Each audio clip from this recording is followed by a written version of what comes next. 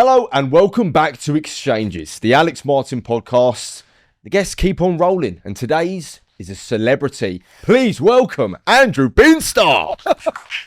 So exciting, thank you. Would you call yourself a celeb? I don't think so. Some people try and portray me as one when I'm doing their charity auctions or their corporate sales, and I go along with it, obviously, who wouldn't? Yeah. But I don't really think I qualify. I'm not on Strictly Come Dancing or any of that. Yet. Time. Would you rather do Strictly or I'm a Celeb? Strictly or I think Strictly, I'm not eating bugs, I'm not eating... So you can dance? So that's a great point. I'll be the one that goes on the journey, the one that's terrible at the very beginning and then wins all the love by the end. I can see him doing SAS, Who Dares Wins. Ooh. Who Dares Wins. You're in good shape, I must say. Thank you so much. Appreciate. You've never said that to anyone that's come on the show before. You're fat. It's true.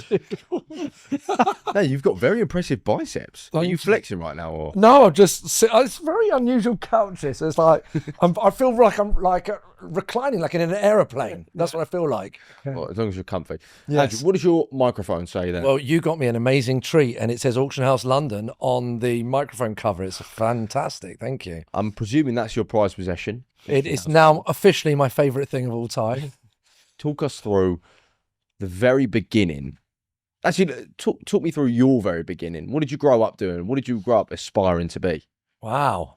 So I left school, went to university, went traveling for a year. And during my time traveling, in my very early 20s, I met lots of people and they all kept saying, oh, you're so funny, you should do something on stage. And I never thought of it. I never wanted to do anything like that.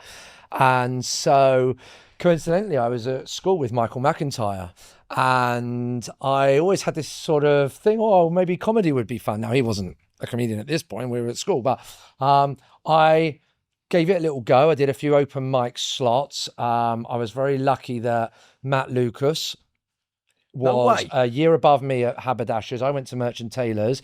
We had friends in common, and he very kindly, when he was the drummer, he was the baby drummer. You're too young to understand. Do you remember the baby drummer from Vic and Bob? So he very kindly took me, under his wing a little bit for a day or two, and just showed me the ropes of how it all worked as doing open mic.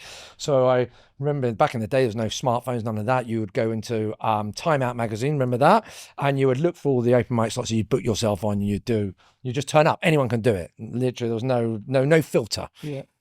And so I did that a few times, and it was actually the most depressing few months of my life because it's very miserable. Turning out, you go and do a day job. I was a trainee at Allsops at the time.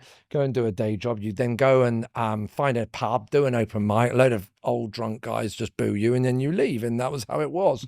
So I did that for a few months, but it had given me this little taste of it all. And by now, I had this sort of trainee contract at Allsops, and I basically wanted to be an auctioneer because I've proceeded a little bit, but having done a little bit of TV work for free, like what do they call it, work experience. I've done a load of work experience in a little kind of few months gap, and that was very miserable as well. And I realized that actually you get a real job and you try and find one that's fun and you try and find one that's tailored to your personality.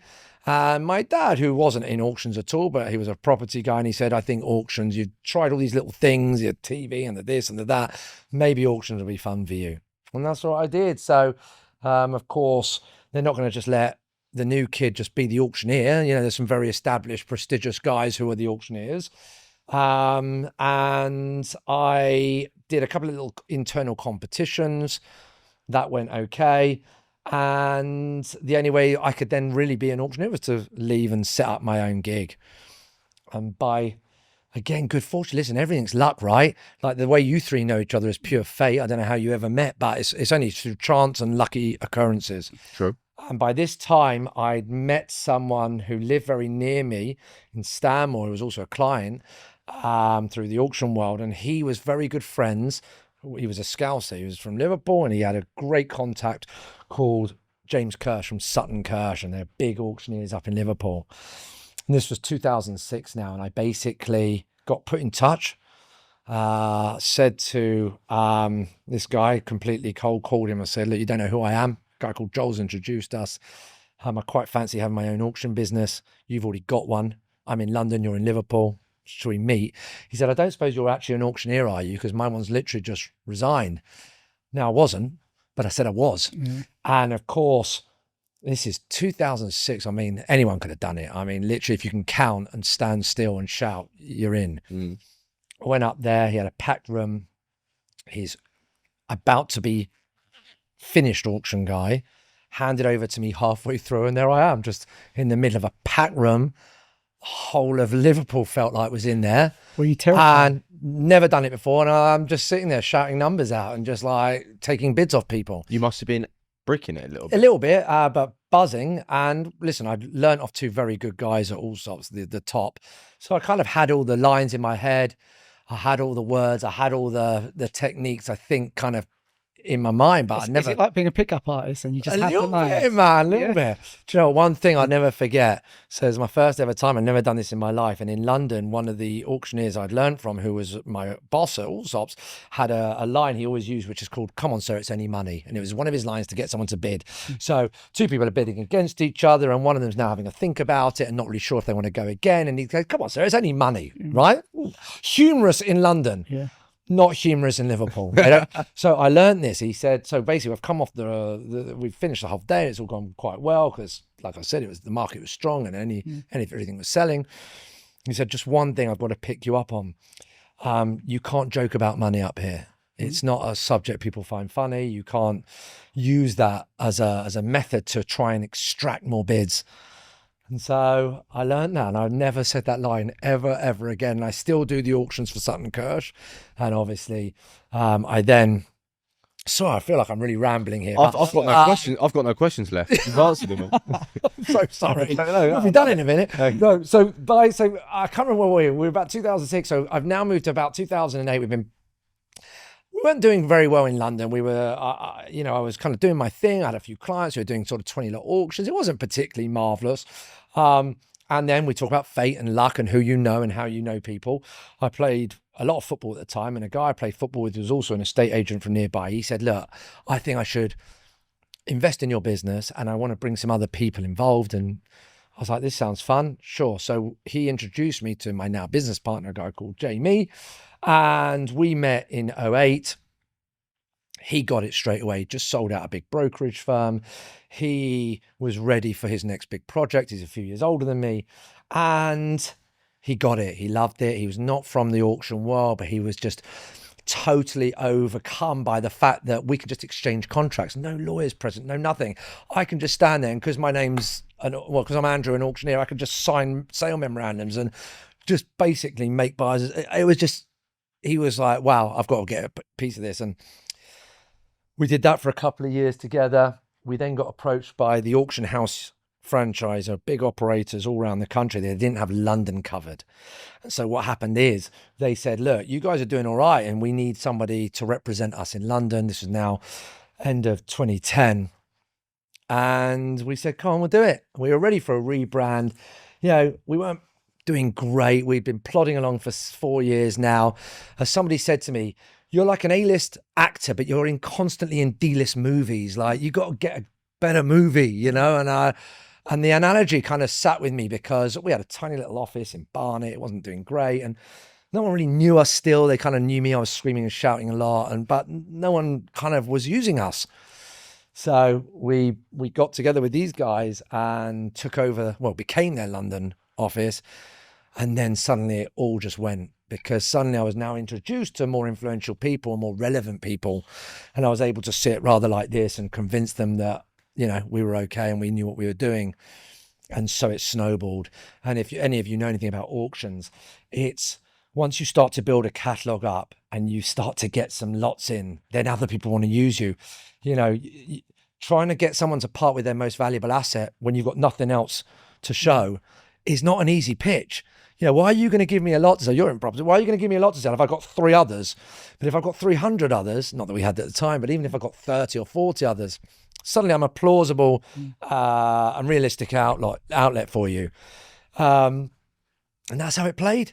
But what gap in the market did you see at the time? Because obviously, like you mentioned, you were at Allsops, you got Savills as well. What did you think was going to separate you from the rest? Well, that's a brilliant question. I think there wasn't anything. We were just our personalities. We were just younger, hungrier. We were a young team by now. There's like 4 or 5 of us, all sort of in that kind of 20s to early 30s mold. You know, you got to appreciate when. Even when I was a trainee, the auction environment was pretty stuffy, old school. You know, it was like you see on the telly. It was like, you know, old guys in braces. It was very much that way. It was a real underground club. It was a very everyone knew each other. There weren't really any new. Nowadays, every day another auctioneer springs up. But back then, in late 2000, you know, the late noughties, sorry. There was no new auction. We were the only ones. And so exactly like you say, it was, do I want to use Allsop, Savills, Bunnemarkers, this one? Or there's the new guys in town and they seem quite like they're all a bit more social media savvy. We're a bit more sort of aggressive. One of our sort of mantras was we were taking on staff not from an auction background. We were going deliberately after investment agents. So the younger guys that were coming in to work for us had an investment agency background, and what that meant was, as you'll appreciate, much more go-getty. Yeah, you pick the phone up, don't you, to do deals. You're like, I've got this thing, you want it, you want it, you want it. Whereas the traditional auctioneers were very much, here's my catalogue, and I'm just going to sit and wait for the phone to ring and sit quietly and see what happens. So we were starting to get some traction by just being seen as, I don't know, yeah, the young, aggressive-y ones, and it worked for us for a long time. And it got us all the traders and the dealers, and they started to come on board.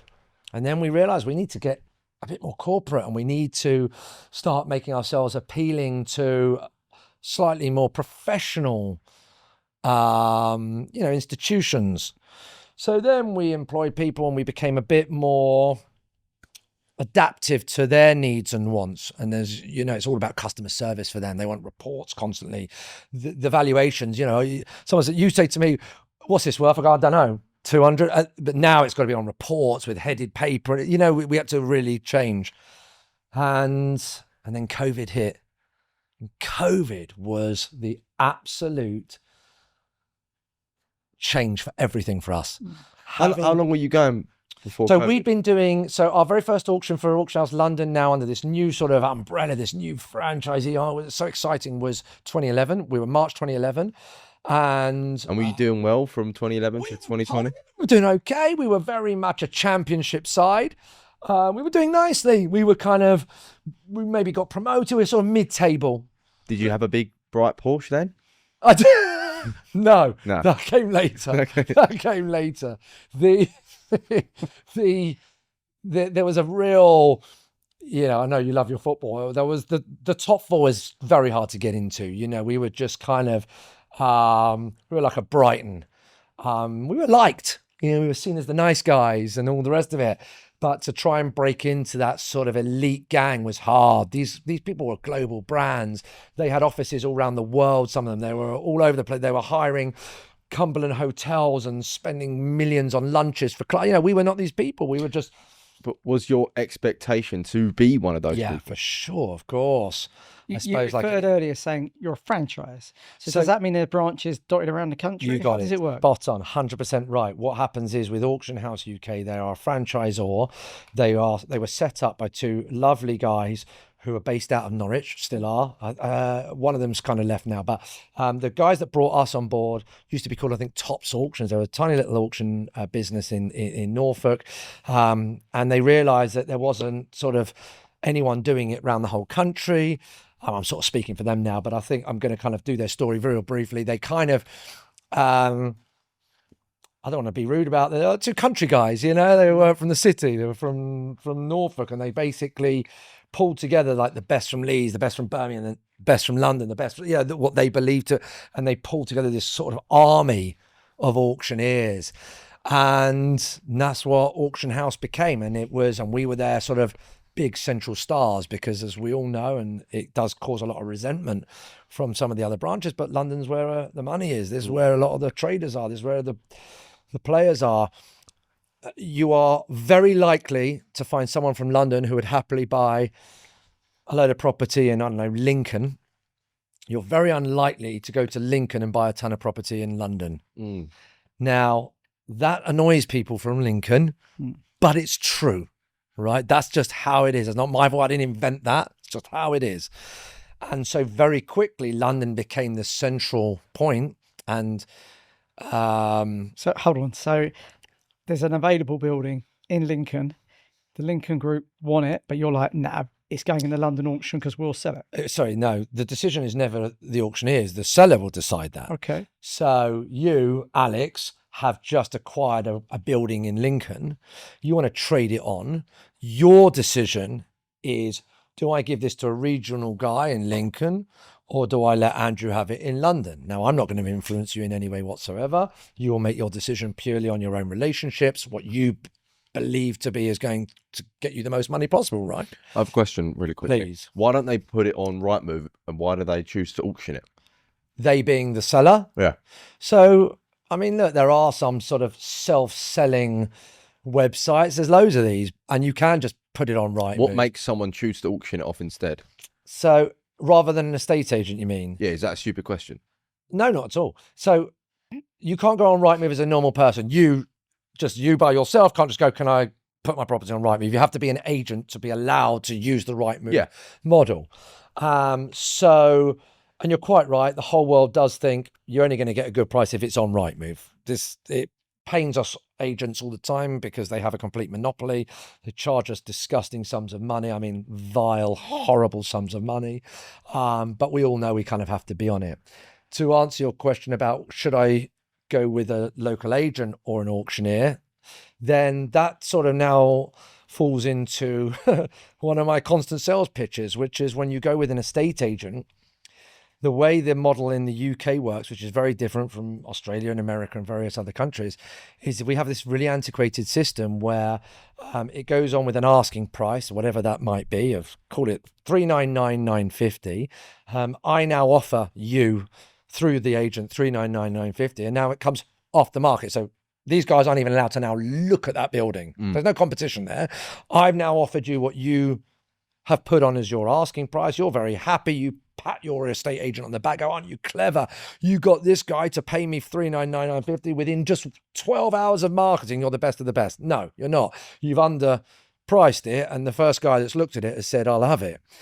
With auctions, you have competitive bidding. So if I want to pay $399,950 and he wants to pay $400, he wants to pay $400, he wants to pay $400, well, surely it's much better to pit us all in a room, put us in some competitive bidding environment, have some idiot like me scream and shout at them and go, give me 401, give me 402, give me 403, give me 401. Before you know it, you go, all right. And the hands are flying up. And before you know it, someone who was only going to pay 400 is paying 420. That guy's paying 420 and then it's done. Then it's sold. And exchanges, and this is critical, by the way, exchanges on the spot. When you make an offer through an estate agent, there's no exchange. I just say, I'll pay that. And you go, great. And they say, okay. And then a sale memorandum goes out and it means nothing. Yeah. Absolutely meaningless until months have passed by with two lawyers talking to each other. Sometimes they go on holiday, weeks. This exchange is on the spot with an auction. So not only have you got competition, which pushes the price way higher, you've got an immediate sale that happens that minute, that second. The minute my mouth opens and the gavel's down, you've exchanged. The seller has the luxury of seeing the colour of the money that day as well, because the 10% deposit is paid straight away, not at some point in the future, hopefully maybe in 6 months. I mean, those are the core reasons. There's dozens real, of reasons. Yeah. So it's true. We've started doing stuff joint with Savills, and we put stuff. why would you say the S word to me? Apologies. It's commercial, so we're Okay, fair. but it's true. The same reason. You exchange straight away, and that's it. Yeah, in our game, amount of people who say, yeah, I'll pay the 395, pick up the contract, play with it and get ready to exchange. And on day of exchange, actually I'm at 350. Yeah. Correct. You can't Flipping. yeah. That's even got a name that has. So why? I know you do a few things with the S word. Why are you not doing some stuff with that? Yours is yours solely residential? No, we're listen. We know our strengths. We are primarily residential experts. We do shop and uppers. We do, secondary, tertiary. I'm not going to sit here, certainly on a podcast that's going to be broadcast, and tell you that I'm the best auctioneer currently to sell your Costa coffee on, in Mayfair. I mean, we're not those guys. There are better auctioneers for that. But for secondary, tertiary, what's secondary, tertiary? Secondary is like not prime. What's tertiary? Tertiary is even less prime than that. Right. So, Oxford Street, prime. I don't want to be rude about any area. So Harlow High Street, you might go as secondary, and some real back street places tertiary. Now, there's different buyers buy different things. You know, the most sophisticated buyers, the most prestigious of institutions, they're looking for the top covenants, the best commercial shops and retail units and, entire shopping centres. We're not those guys. I'm not going to say who they are, but you know who they are. But then there's a whole investment world that isn't that. And we can do just as good a job on those as anybody else.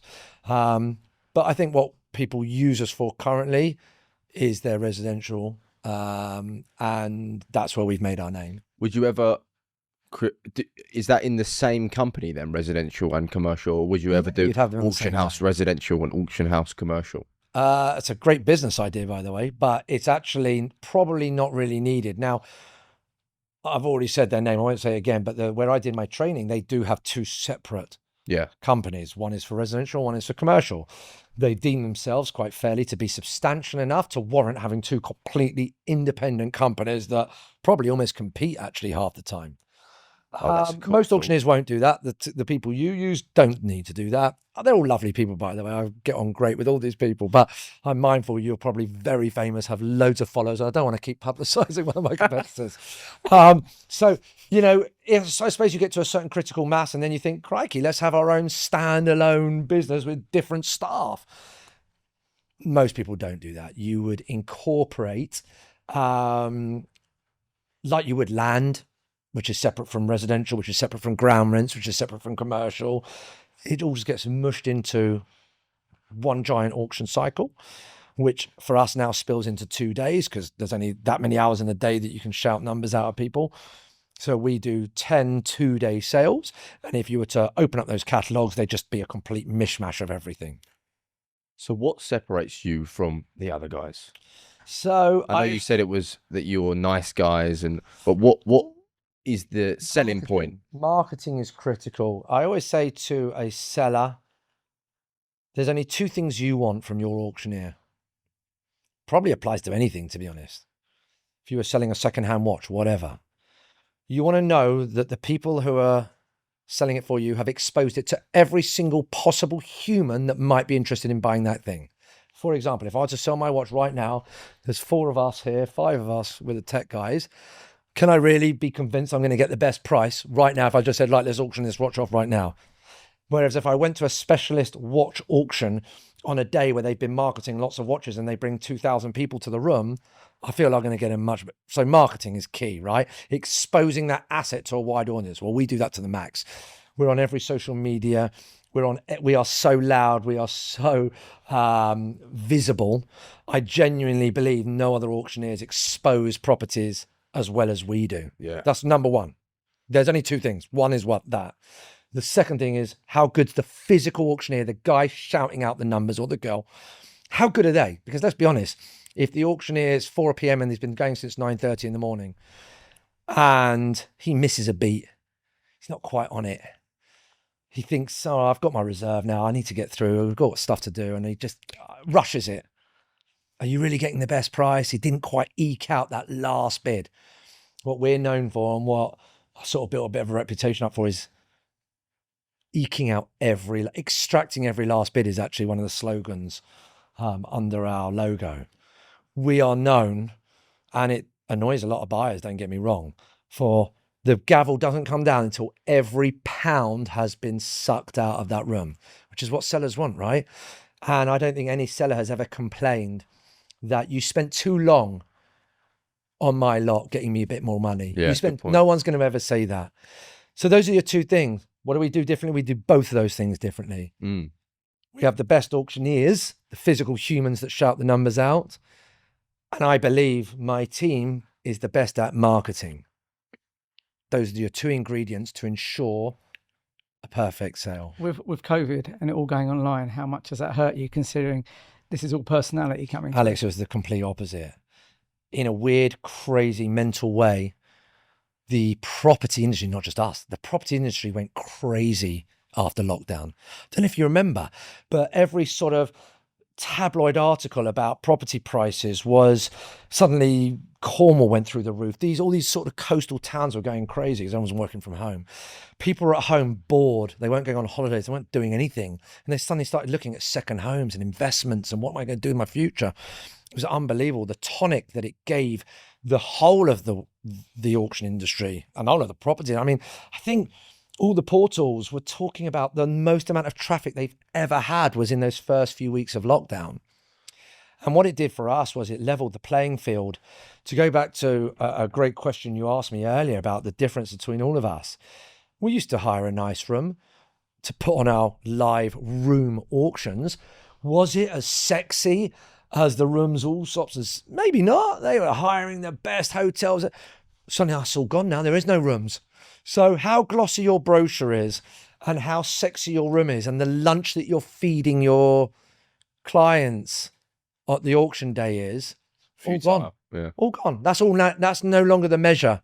The measure is not all that kind of surround. Now the measure is, did they market my house to the widest audience possible? And then once the auction started, did the guy shouting the numbers out do the very best job possible? Those are the only two measures. And that's how we won so much business. We went from an 80 lot auction 6 times a year to now doing 10 350 lot auctions a year based purely on our reputation for being the top marketers and the top auctioneers. I know this is a good thing, but if you were to expand, which you will, I'm sure, do you think that quality in marketing might drop off? For example, an analogy I'll use is Nando's. The bigger it got, the worse the chicken taste, in my opinion. So do you think that the more... Classy fella, man. Is that opinion? Do you know what? I love Nando's. I'm so upset you said that. I think it's rubbish. But it used to be good. And when it got bigger, the quality dropped. Do you think that could happen? I don't really think so. I think I suppose what you're saying is factually correct. If you've got 300 lots to sell, are they each getting the same level of attention as when there was only 50? I mean, I suppose that's kind of fair and obvious, right? But in terms of the visibility of the company, I think that would be higher. I just look at all our competitors. The ones who are the most visible, the ones that have the most lots and the biggest and the most well-known. And, some of the newer firms who are smaller and have less lots, if I said to any of my friends, they would never have heard of you. You wouldn't have heard of any of them. Yeah. So I don't know if this is a great question. I have no idea. I mean, does having more property mean each one gets less love? A little bit, possibly. Is the chicken getting worse in my shop? I don't know. I don't know if it is. I hope not. I hope the chicken stays the same. All your auctions online now, everything. So we do what's called live stream. There's 2 choices. Once the COVID thing came along, the options became one of 2. You go eBay style, which is just complete computerized system where there's no human, there's no guy shouting the numbers out. The numbers just spin on the screen. You click on, it says, do you want to bid again? You go yes or no. That's it, right? There's no skill. It's merely a computer system, and there's no unique selling point of any individual company. And we didn't want to do that. We wanted to keep our personalities alive. So we went live stream where there's still an auctioneer. The bidders are all at home tapping and typing, but the auctioneer is exactly like this, talking down a lens and addressing the people in real time. So I see all the names. I will address them. I will say, Mr. A, come on, don't let Mr. B win it. You want to win this, don't you? And I'll push them, and then I can feel that they're thinking about it.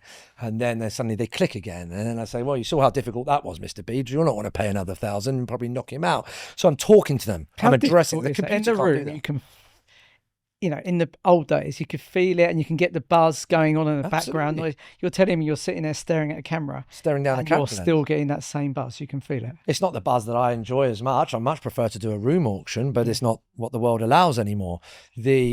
We all got so complacent with live stream and it became so good and so powerful, and the vendors loved it so much and the buyers loved it so much. Listen, you're a buyer. We were talking earlier.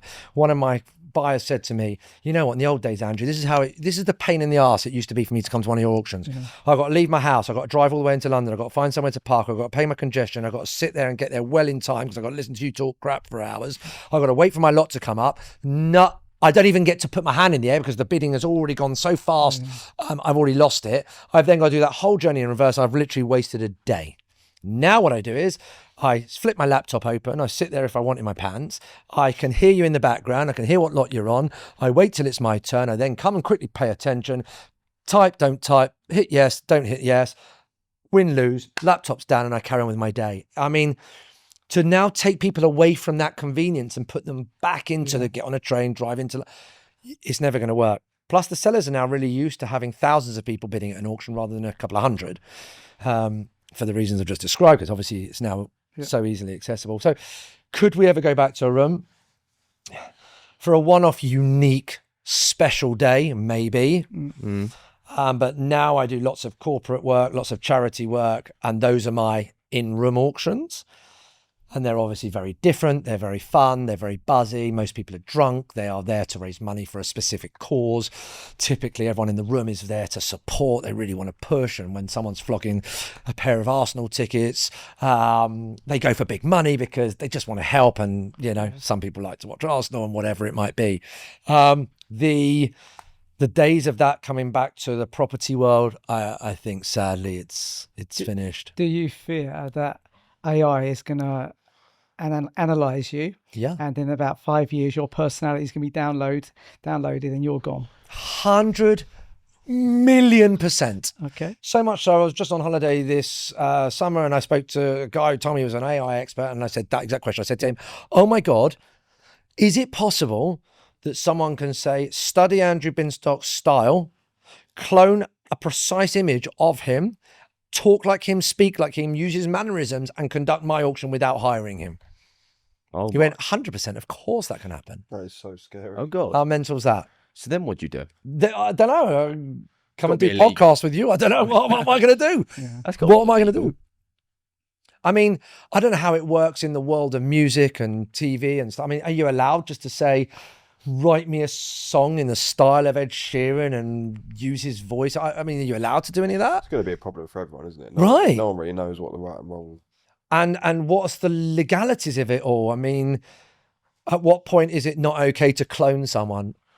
Yeah. I don't know the answers to these. These are rhetorical questions, but it seems mental, doesn't it? Now, look, in sport, I don't think you could ever build a clone of a, you know, Cole Palmer or Bukayo Saka. You can't just go and be as good, but you could talk like him. Yeah. You could certainly talk like them, couldn't It's you? already happening on social media. You see interviews of like famous people, and you're like, Brilliant. "Is this real?" Like, oh, he's having Right, that's how many times on social media do you see? Are you going to see it again? Maybe. Sorry. Did you see a video and you don't know if it's AI or not? Yeah, it's ridiculous. Well, those hilarious ones when Gareth Southgate for England and those deep fake, but you know, we're already at the point now where you never really even believe what you see.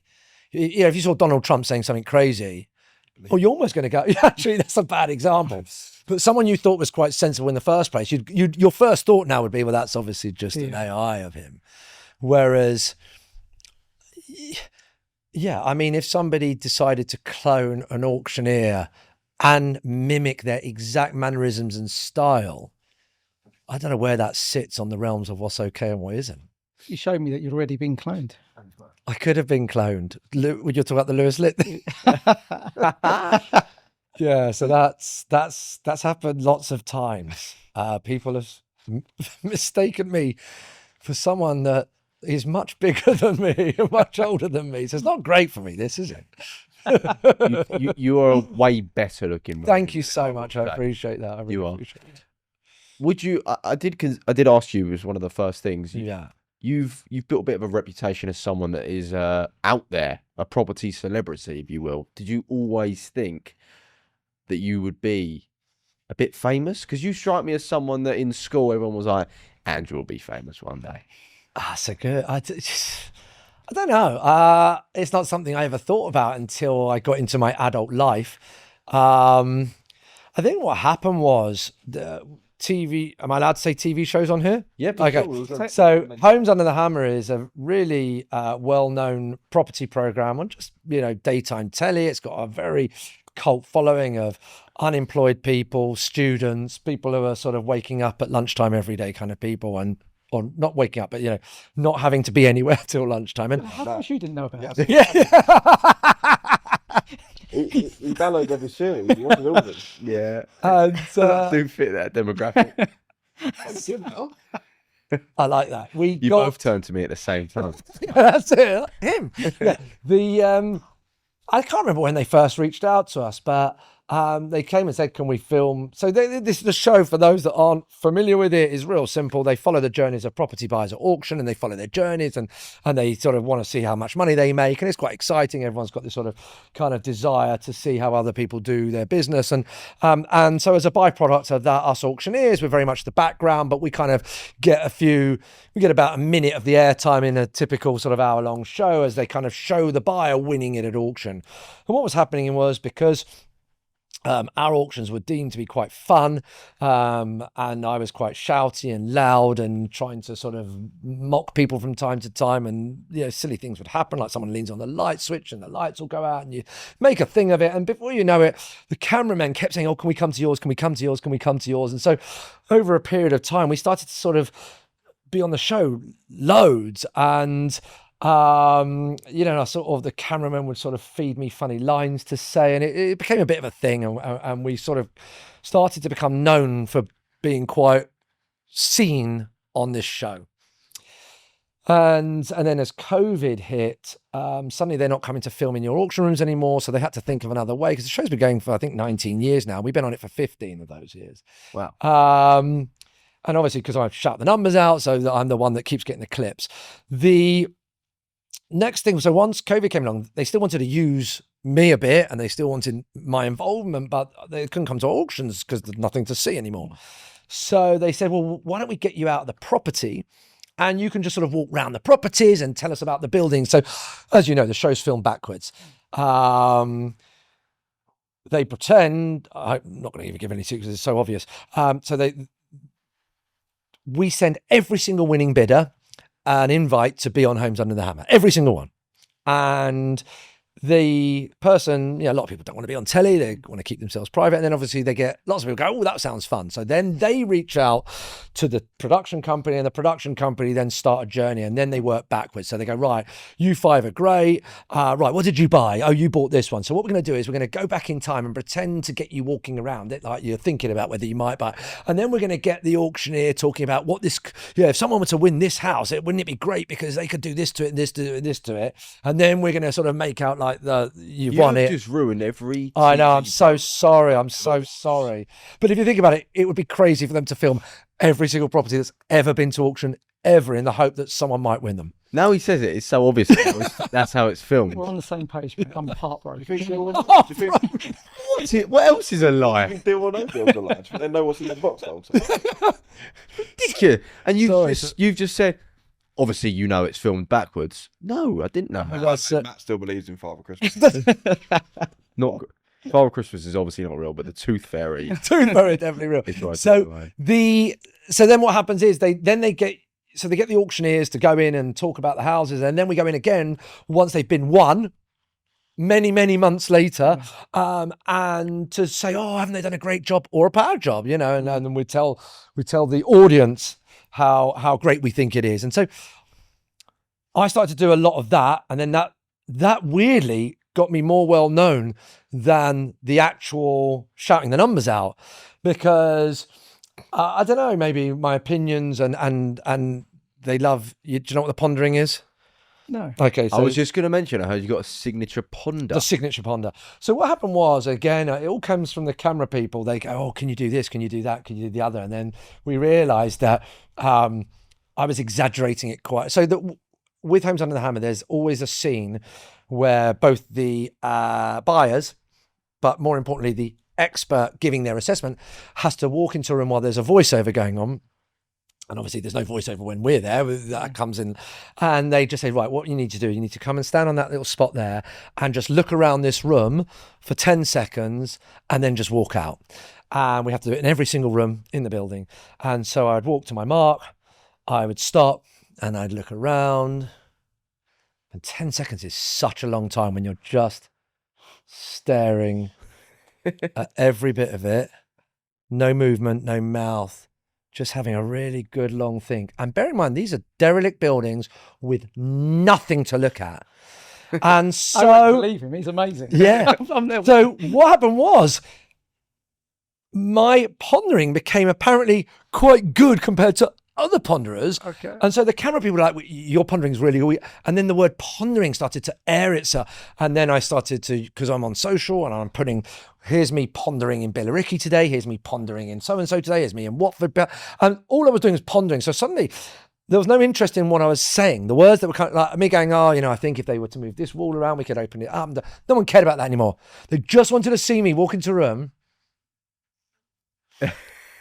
So it's a meme, basically. Have you seen yourself on any meme pages? So no, not memes, but our PR people now obviously love to put them all together and do these silly things, and the pondering has now become a thing. So people now, so I'll go to events, obviously property events, but and drunk people now say, oh, can you, I know we're in some drinks tent, oh, can you walk in and just do your pondering thing for our social media? Can we do, just no one say anything, just do a 10-second ponder, and that can be something that goes out as a little thing on the... Right. Yeah. So I would walk in here as if I've never seen it before, because that's like, it's all about, like, I'm looking at it all for the first time. And then you're just taking it all in. And there's so much to enjoy about that couch and that microphone. And then I leave. And then it's just done. And the thoughts have all been put in there. Are you actually looking at it, or are you just doing the scene? So I'm in robot mode when I do it now, but at the beginning it's really weird. In fact, somebody made a video, and it wasn't of the auctioneers doing it. Somebody made a video of the awkward ponderings.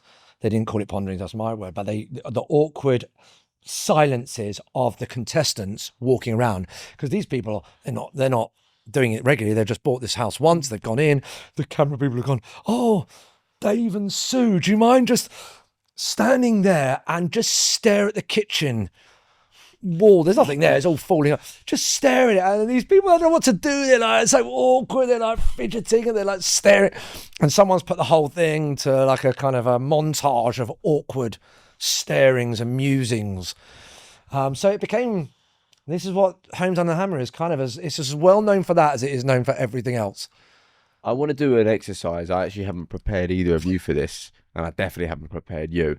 But I want you to auction off this computer to us, because I want to see how you do it, how you sell it. Okay, that's fine, except there has to be willing buyers. Otherwise, I'm going to look a bit of an idiot. Of course. So let's give ourselves a budget. All right, yeah, keep it. Well, no, you can't tell each other. Yeah, I've got a budget. All right, I know what I'll go. I've got a budget in mind. Stop. What's the guide price? Right, no, but this is the important point. There has to be an accepted value. So, what if we're doing this like as a legitimate thing? We would need to kind of almost in our minds think about what this is actually worth, and then you would have what profit you would want to make on it, and you would have what profit you're prepared to make on it, and that would then justify where you would bid up to.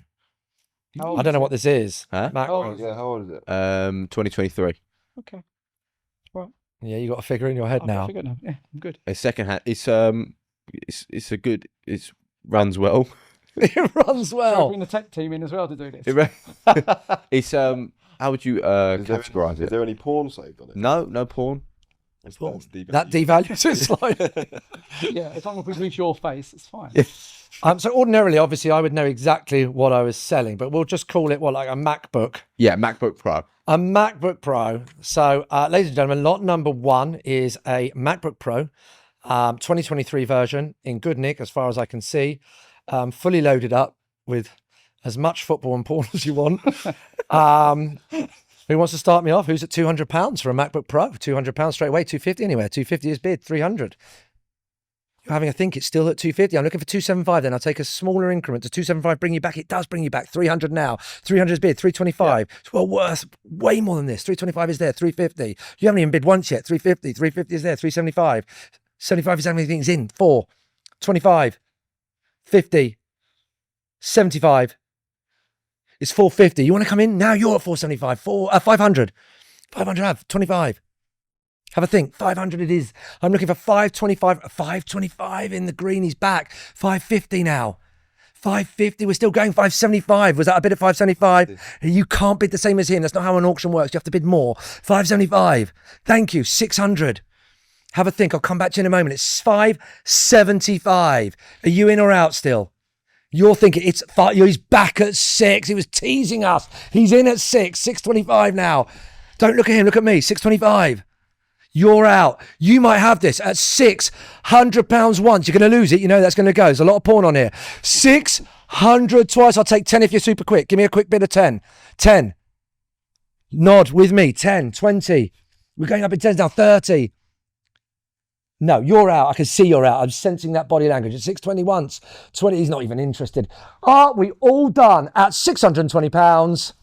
You just got yourself a MacBook Pro, baby. Thank you. Which is bad because it was already yours. But there you go. You got to pay him though. Yeah. Brilliant. I mean, They this is go worth in way more impromptu. than that. See, Not second. what did you deem the value to be? I went 550, mate. 5 to 550. I didn't want to go north of 6. I was going to say, you know, the 10 sucked you back. Unless that's worth about 800 quid, why would you pay 620 for it?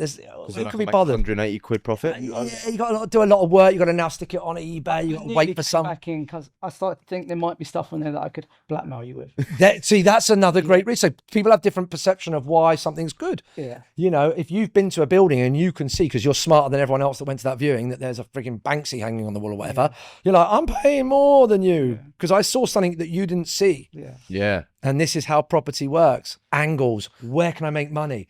What are these people not bright enough to know that I know? It was also because you came back into bid and I thought, all right, he really wants this. Yeah. You know. Would I you like- just carry on liked- bidding forever. No, I had a £700 budget. Oh, I liked how you came with the 10s there. Break the increments. Now, what's really interesting is, and this is a big question, and this is going to go against my own industry here. You've just aired that you would have gone to 700, but because no one pushed you, you won it at 620.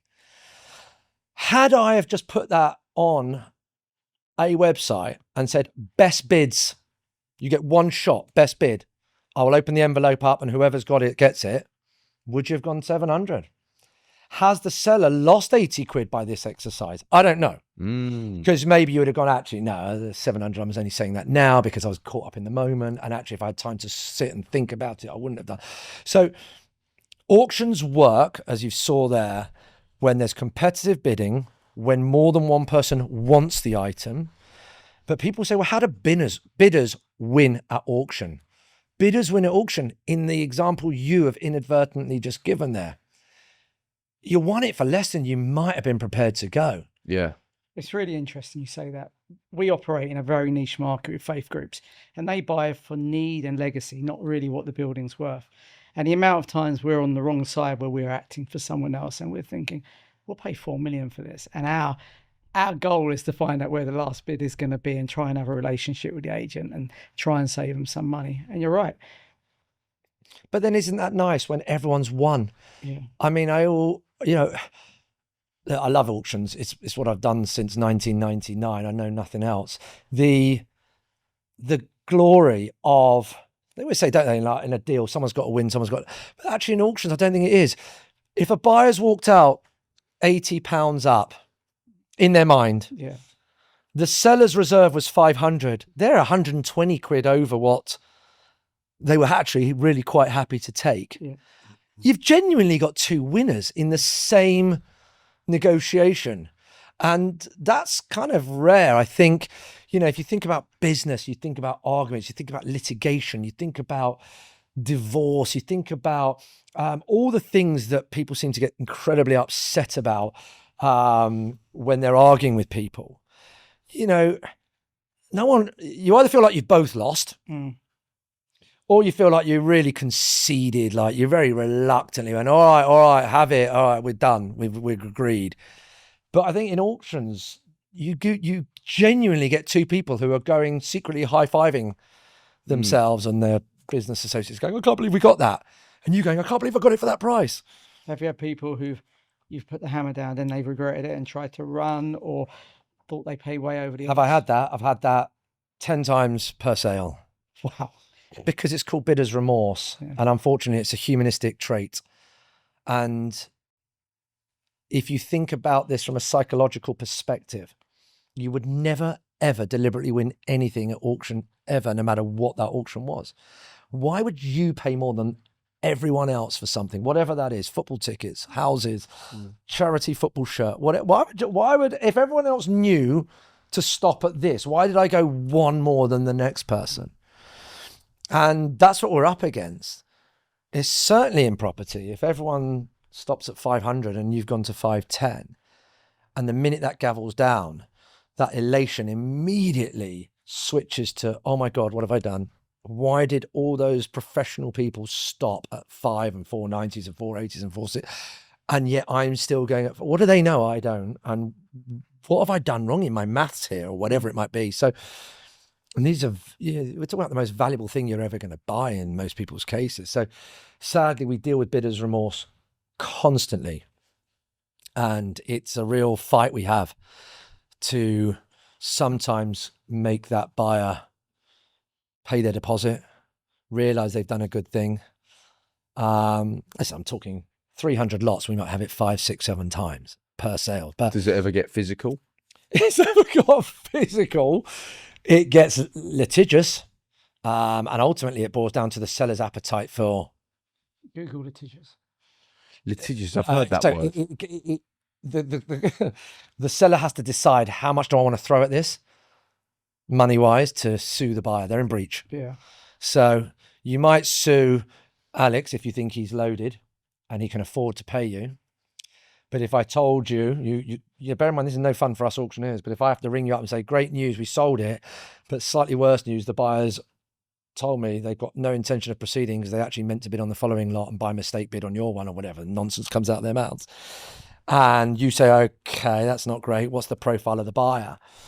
And I say, oh, he's a multi-zillionaire and owns 3 banks. You're going to go, great, let's go after him. If I said, they're penniless and I don't think they've got a single asset to their name, are you really going to start a 2-year court case against them? So bidder remorse is real. It happens. The seller then has the pain of deciding what to do and whether they want to go after that buyer. And it will be determined by several factors, fundamentally governed by the risk reward of going after that person. What's it going to cost me? How likely am I to get what I want out of this? Should I just sell it to the person who has won under? Yeah. How actually involved are you in your business? Because you're the top boss, you're the main man. What is your day-to-day duties? Do you get involved in the little things still? Sadly, I get involved in most things. So I co-own the business with a chap who, luckily for the business, and one of the reasons I think it thrives so much is we are completely different in personality. We are very different people. Is he very quiet? He is quiet. He's quiet. He's very confrontational. He sees the world very differently to myself. And we have rubbed along beautifully for 17 years now and built up a great business based on our contradicting personalities. Yeah. All our staff say it's just so fun having 2 parents who are just completely different. You know, if we want something, we go to him for it. If we want something else, we go to you for it. If we have a dilemma over this, you're the right person to ask. If we dilemma over that, he's the right person to ask. Contrasting characters. Perfectly that. And what it does mean is that, so I deal, for example, with all the disputes. I am the one that will always have the complaints land on my desk. I'm probably a little bit more articulate. I'm a bit more au fait with writing emails that try and end up with the outcome we want. But Jamie's far better at doing staff management. He's far better at processes to do with the business and marketing and new websites and this sort of, so he likes what he likes. He's excellent at staff management, HR stuff. He deals with, I just about know their surnames. He knows who's married to who's got what. We're totally different like this. So everything is covered between the 2 of us, but unfortunately it means both of us have to be totally on it all the time because we do fundamentally very different things within the business. And we are just a 2-person hierarchy. All our arch rivals, many of whom have been mentioned today, are huge global brands with layer after layer of structure and hierarchy. And this person has a person above them who has a person above them who has a person above them. And when it comes to things like compliance, this is great. The top guys in the auction team at the S word, they don't care. They can just pass it. Spurs. They can hand over anything a little bit complicated to someone above them. Go, do you know what? I'm not really sure you deal with it. We have to deal with that. You know, we got a problem. Like, there's no one else to ask. It's just us. What a privilege it is, though, to put yourself in the same conversation as those guys, because there are other auction houses that would love to be in your position. Sure. So, what an honour that is for you to. Thank you. Listen, we've worked long and hard. We've been doing this particular business for 17 years, and it's been, going particularly great for the last 5 or 6. And we were doing fine before then, but it was a build. We were, keep using football parlance the whole time, but we were a bang average championship side for a long, long time. And just to get yourself even into the top league was a mission. It was a mission. Would you sell out to Saudis? Could we? That'd be fun. Would you? Would I sell out to Saudis? When I say that, I mean, would you sell out? Would you sell? It's a conversation I would entertain more now than I have done in the past. I speak for both of us. I think we've built up a business which has got to a level that we would now be attractive. The flip side is it's going well. Why sell? I don't know. I'm not really an expert in businesses selling out. I've never done it before. But I'm nearly 50 and I'm at a point now where there's only so many auctions I can do each year. I want to be out playing golf. I want to be going to Chelsea more. I want to keep doing all the things I like doing, but I don't want to lose my auction life either. And there's a juggle there, right? Like all of us. At what point is the tipping point between it's fun to turn up to work every day, but I still get to do all the other fun stuff, versus I'm just working every moment that God sends and I'm not having much fun doing other things. I don't know the answer to these, are rhetorical. Yeah. But I'm checking emails at 2 a.m. every night. Oh, so you're because I'm like this. I'm doing this now with you. Earlier, I was in a long meeting, and then it won't be till I get home. I'm going to start working on all my. Is that fun? Do you doing emails at night fun? Not really. Do you fear that you'll get to 80 years old and think, wasted my life working? I won't waste my life because I've had a good time doing it. But you know what? Unless you're a footballer or a movie star or a pop star, is work fun? Like you're having fun right this second, maybe, because you love it. But a lot of it is admin. I mean, data entry, is that fun? Like when you've got a problem with one of your church, is that fun? I mean, when I get a dispute, there's parts of your jobs that are fun. But work is not fun most of the time, unless you're Cole Palmer, unless you're famous, when every day's fun. Like, let's be clear. Premier League footballers, every single day is fun, bar none, at all times, from the moment their eyes open to the moment they go, it's fun. Not when they miss that penalty. Yeah. Even that, the fact they were on the pitch to take the penalty in the first place in front of 60,000 people and collecting a 200 grand paycheck, that was still fun. The dream job is third choice goalkeeper at the top six club. The Rob Green. Yeah. Yes, the Rob Greens at Chelsea. Yeah. Like, I didn't even know he was there. a week to sit on the bench. Who doesn't want that? That said, is that goalie still thinking, do you know what? I think I'm better than him. Why aren't I at least second? I mean, look, you're right. Don't get me wrong. The Winston Bogarts, again, you're too young. The guy that cashed out for 40 grand a week in an era when that was not even a thing, sat on the bench on purpose. Do you remember? Chelsea bought Winston Bogart from, I think it was Ajax, in the very first of these kind of journeyman pros that somehow, by a miracle of miracles, signed a professional contract worth tens of thousands of pounds a week when no one was on that much. And he never kicked a ball for the first team in something like 5 or 6.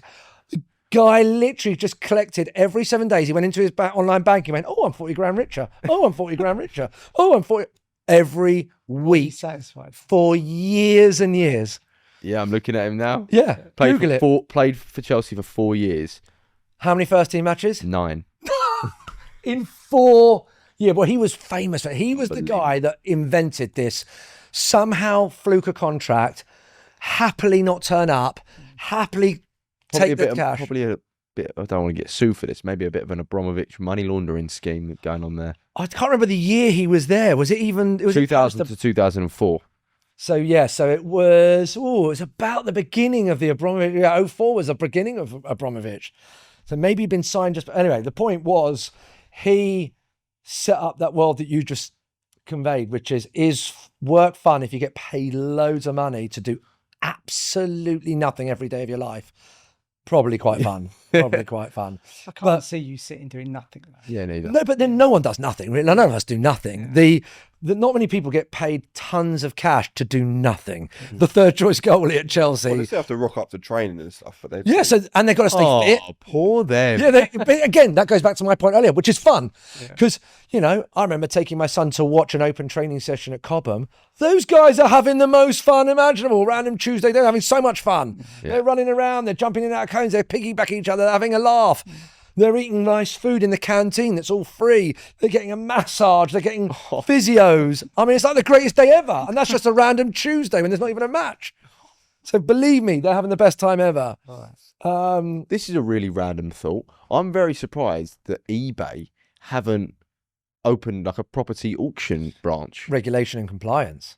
What does that mean? Right. There's so much regulation. You have to know who your clients are. You can't just sell a house and hope that the person who said he owned it. If you end up selling for some well-known arms dealer who's, being watched by, you're out of business the next day. Property auctioneers are about as high risk as it gets for people trying to money launder. So we are endlessly under constant regulation, compliance, which changes all the time. The rules change every month, it feels. So yeah, great question. Why can't anyone just randomly set up an online auction business in their bedroom and just crack on, or have a brand like eBay? Because they would never ever want to have all the regulations and government that they would have if they became property auctioneers. Interesting. Selling a 99p pen, if the buyer goes AWOL or the buyer turned out to be who cares? Yeah. Buy a 300 grand flat, it's not quite the same. Interesting. Yeah. Are you more of a principal or an agent? So we are agents. Auction House London is agents. Jamie and myself, over the course of our lives, have thought about our children and the future, and we've bought properties, never ever through auction, I might add, for obvious reasons. But yeah, we're very lucky. We get on with all our ex-members of staff, most of whom go into property sourcing. And we've almost never, there was only one case which I won't talk about, but we've never fallen out with a member of staff. And as I say, they leave and then they turn around and say, hi, I now work here and I've got a building. Would you like to get involved with it or fund it or whatever? And so recently, this has been something that Jamie and I have thought about. What if auctions doesn't last forever? What if, we do get bored of it one day, or I don't know, we need something else to have in our locker, something we can pass on to the next generation. So yeah, but to be absolutely clear, any agent that buys from their own agency, that is a very, very, very grey area. And it's not one I would ever encourage or want to be a part of. So yeah, people say, oh, you've got all these deals, you're auctioneers, all the deals, for sure.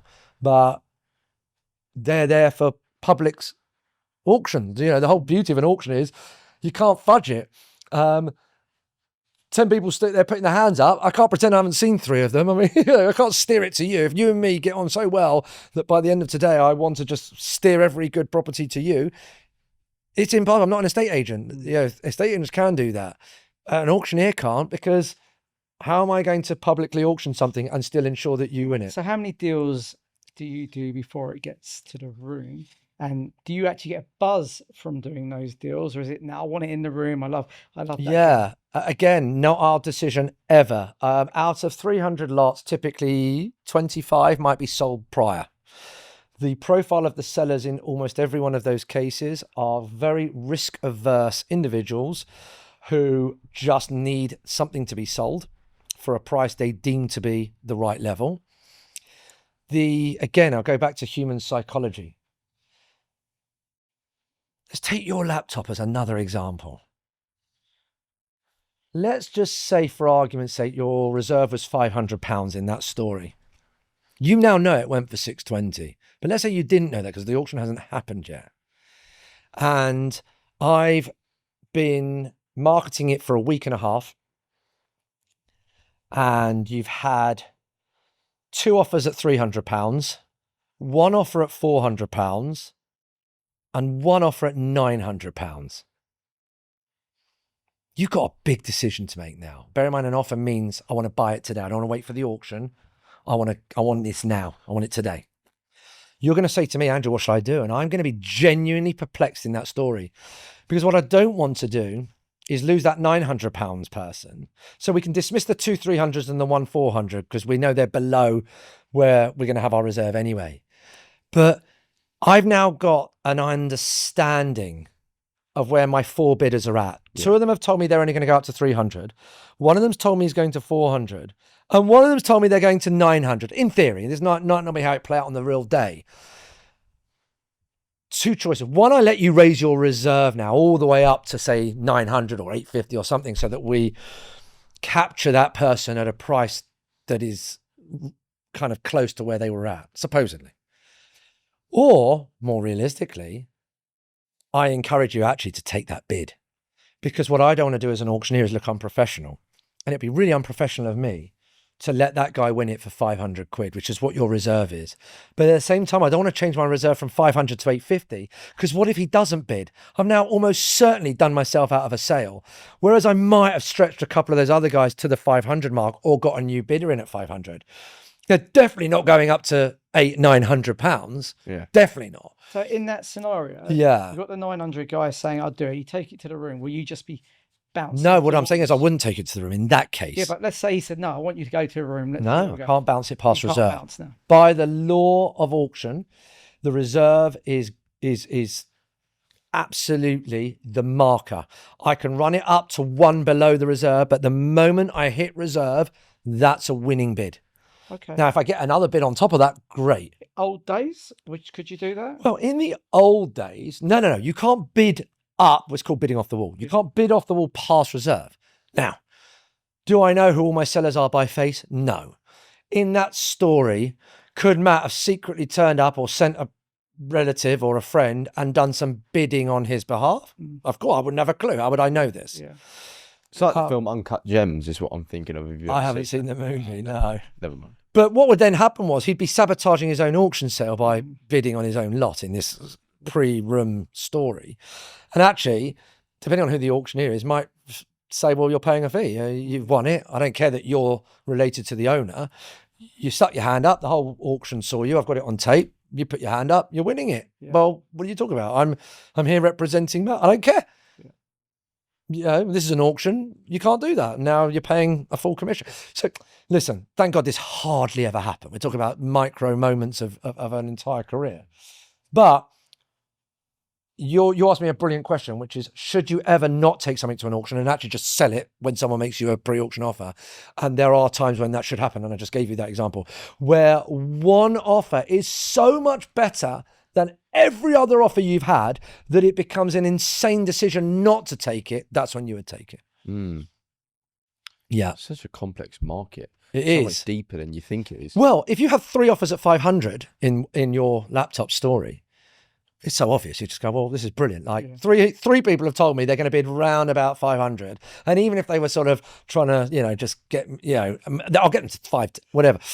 That's the classic. Of course, you run that to the room. You've got 4 people who have told you roughly when the offers are completely disparate and completely miles, that's when you've got a decision to make. And then I've got to think, what's best for you? Like, my job is to get you the most money possible. Can I hand on heart say, I'm going to auction that laptop and get the best price, knowing that 3 people are going to stop miles before that other guy? In which case, I know me, I would 100% say, take the 900. You're just not going to get that on the day. Yeah. That's it. And you take the 900 and you think, what a result. I hear that you do some public appearances at times. Is this true? I don't define public appearance. You get paid a lump sum of money to appear in public? No, that's not true. I get paid to appear in person and shout numbers out at people by companies that are nothing to do with Auction House London. So I suppose by definition, I am in public and I'm being paid, but they are entirely for the job of me being an auctioneer. No one thinks I'm that interesting that they would pay me just to stand around. No? No. My sources have let me down big. Yeah, I'm sorry. Sorry to ruin that story. I mean, we can... I heard you got paid 200 grand to go to a club. Can you imagine? Then we're talking about free money. Now, then we've 200 got... grand, but people get paid to go to a nightclub and sit on a table. And Yeah, people do like that. people that come off Love Island and I stuff. was going to say, I think they're typically a different demographic. Have you been offered that or haven't? I've not been offered the 200 grand to sit at someone's champagne table and drink all their champagne just so they could go, you know, that bloke off daytime telly that you probably don't remember seeing because you just stared at a wall. That guy's here. That doesn't really happen much. Who's the most famous person in your phone book? Do you know Matt Lucas still? He will be in my phone book, but I love him. not through... Well, I suppose Michael McIntyre's quite well known, and if But we is he a bumped it- mate? he's not a mate, but I went to see him in a show, and we went for a drink afterwards and regaled school times. And in fact, he saw me in the audience and said, "I know you." I didn't know he was going to do all this, and he used the fact that I was in the room to segue into a whole routine that he, as he later told me, he was going to do anyway, but he thought it was a fun way to segue into it. He does this whole thing about school life and school dinners and how expensive his schooling was and how ridiculous it was that you had to finish everything on your plate and all this sort of stuff. And he used my presence in the room to kind of segue into that. But there's a well-known ex-Chelsea footballer in my phone who's in property now, who I have tried to sell some things for and to. Name? Dennis. Dennis Wise. He's a nice chap. He done I'm a Celeb, didn't he? He did well on that, I think. He's done a few things, but he's big in property. He loves his property.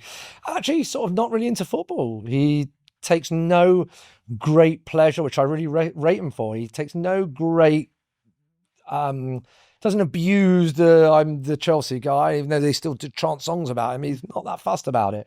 He takes his life as a property guy more seriously than a sort of a Chelsea legend. Yeah. What sort of property? Well, I don't really. It's not my business to tell you what he's up to. But he's a well-connected guy. He works with lots of other famous sports people, and you know everyone likes property, don't they? It's quite common for ex-footballers. Yeah. A lot of them have got Robbie Certainly Fowler. the smarter ones. Gary Neville does a lot in property. Absolutely. The brighter ones realise that, punditry maybe works a bit or whatever, and doing a bit of sort of reality telly. But actually, if you're well connected, you've got a few quid, property's the way forward, right? Yeah. How do you see the market at the moment? Do you think it's a trader's market? It's tough at the moment. The London scene has taken a big hit, and I think it could we've got this renters' rights bill coming in a few months, and What's that? It's basically the government is so anti-landlord. They have been doing countless measures just to sort of help the tenant and work against the landlord. You can no longer, or soon you'll no longer be able just to evict tenants that are just bad tenants.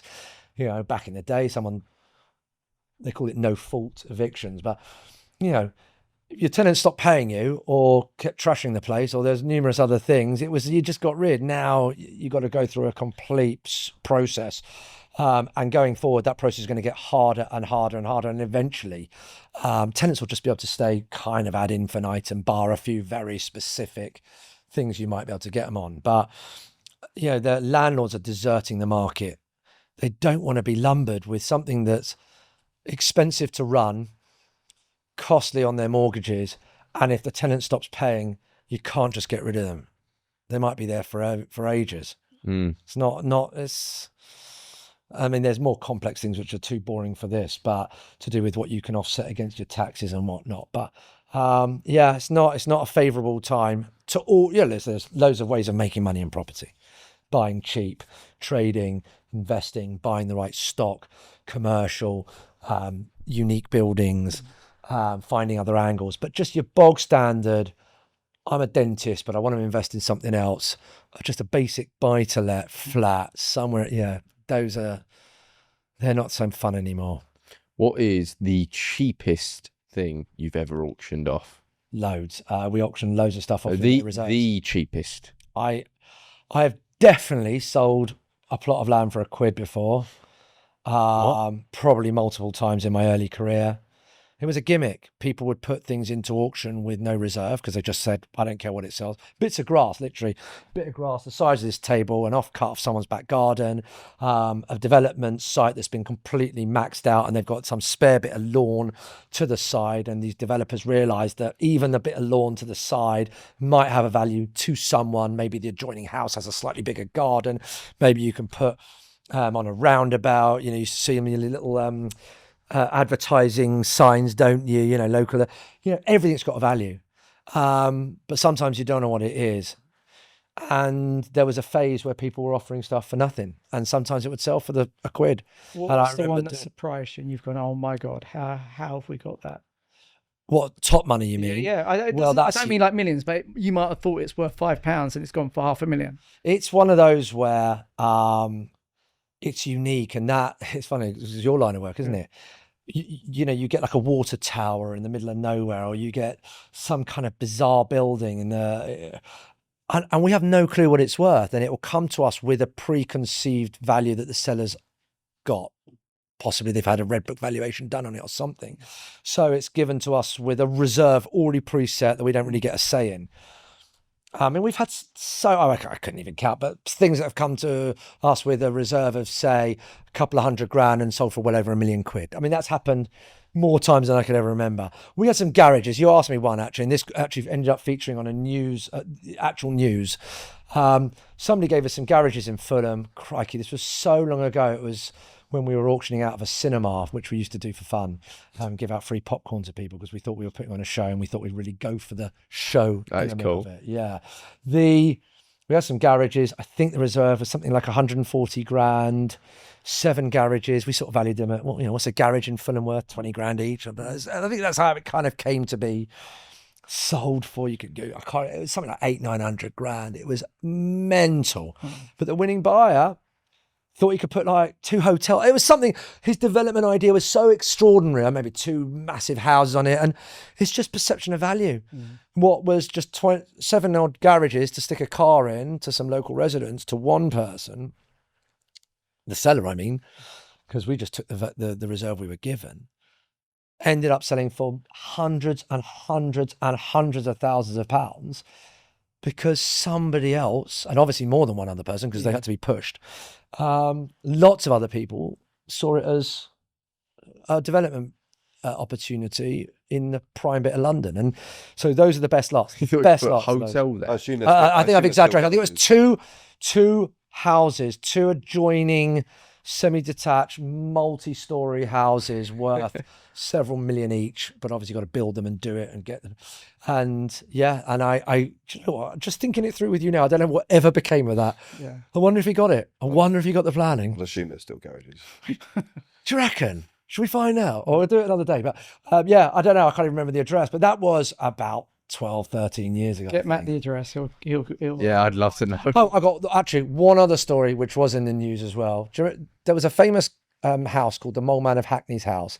He was an eccentric lunatic who owned a house in Hackney, obviously, and he buried cars. And he brought he was so crazy. He was, there's a whole story, which I won't bore you with, but he buried things under his house. He excavated under his house completely illegally, like the risk of bringing the whole road down. The council couldn't do anything about it. He would say no, then do things, and, then stop, then do. And it went on for a long time. And he became this sort of real renowned figure. And when he died, the house was now for sale. It went to one of our competitors, failed to sell with a reserve of around, I think it was something like £500,000. came to me via an asset manager after failing with one of my competitors. This person gave it to us. We sold it for, I'm sure it was for over £1 million. It was absolutely great. We sold it to a famous artist who obviously wanted to turn it into their home, which they did. And it caught the story. Yeah, it was a news article. It was like such a big property story. And the best bit of that story is that client, that seller, has now been my biggest client since this one property, which failed with a competitor. It just shows the fickleness. And so I then took it, ran with it, did particularly well with it. And, without giving too, honest, we have probably sold 300 or 400 properties for that client since that I would never have got had I not have had. Oh yeah, this guy is like 10 lots on auction for the last 15 years off the back of this one. Gazillionaire. He's an asset manager, so he has a very, very cool company. They go around the world globally finding people who have died intestate, which means they've got no known beneficiary. And he's had his own TV show on him, actually.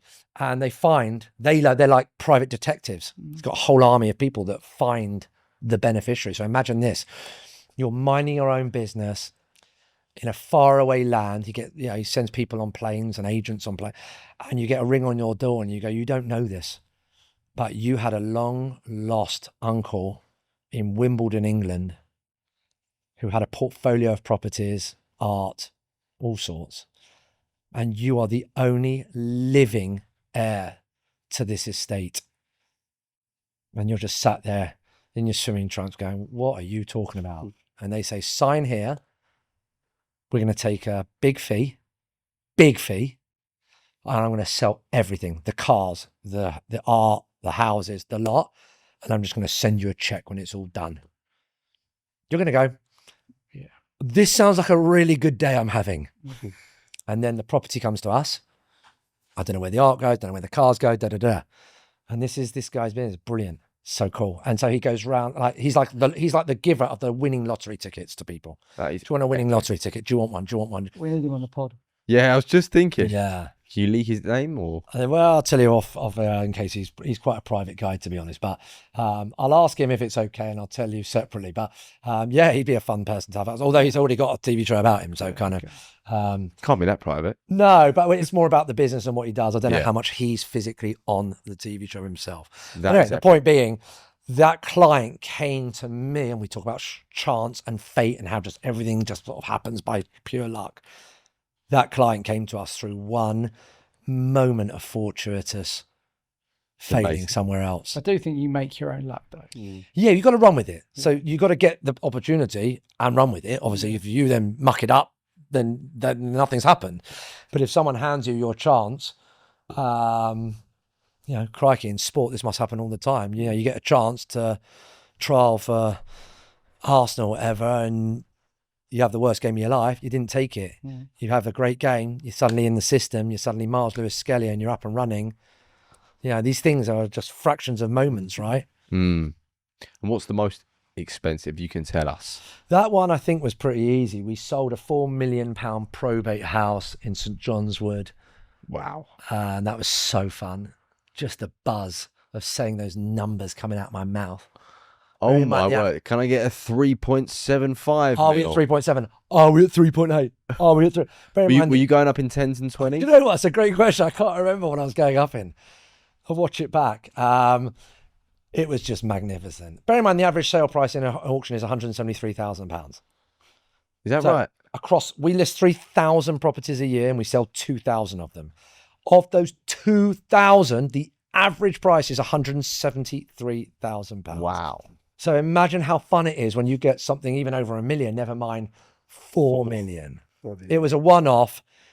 You're not going to see it regularly.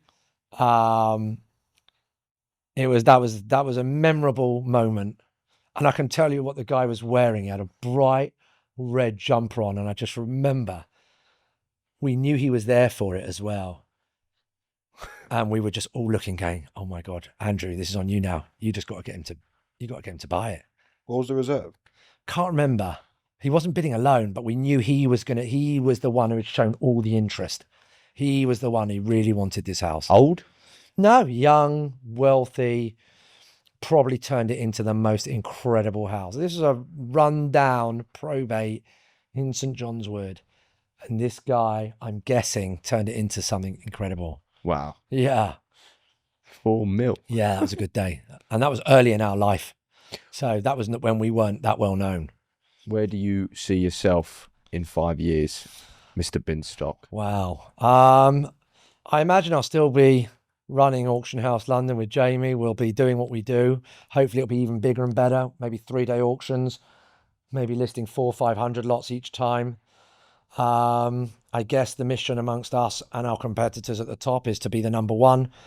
Again, using the football analogies, you just want to win the league each year, right? And, you know, I'm not arrogant enough to think that we are always the best. I think that we go through our phases, and then maybe we have a little term where all the guys that use everyone go, well, we'll give these guys a go for a bit. So I suppose just to be the outright number one at what we do is the aspiration, and doing it bigger and better than everyone else.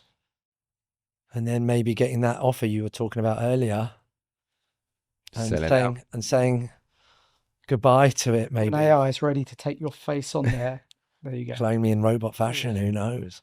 And lastly, can you give me, I'll give you a minute to think, 3 people that you'd like to see come on the pod? Mark Gold, you know you want to come on the show. You're coming on the show. Give all your secrets away and tell everyone how good we are. Brilliant. Perfect. All right. You don't have anyone else in mind? We can wrap it up there. I don't really, actually.